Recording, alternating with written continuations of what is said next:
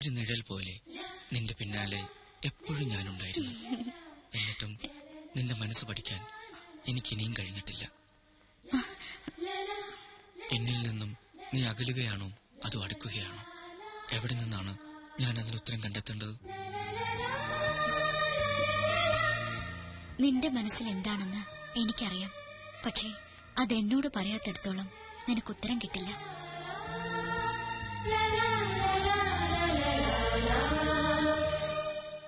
ആഞ്ഞടിക്കുന്ന തിരമാല പോലെയാണ് എന്റെ മനസ്സിപ്പോൾ.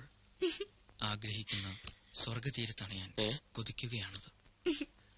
രഞ്ജു, എന്താ നീ കാണിക്കുന്നു? പതുക്കെ, കപ്പിൾസ് നല്ല റൊമാൻറ്റിക് മൂഡിലാ. കേട്ടു നോക്കി. മറ്റൊരാൾക്ക് സമ്മാനിച്ച അനുരാഗത്തെ മോഹിക്കുന്നത് തെറ്റാണെന്ന് മനസ്സ് പറയുന്നുണ്ടെങ്കിലും പിന്മാറാനാവുന്നില്ല.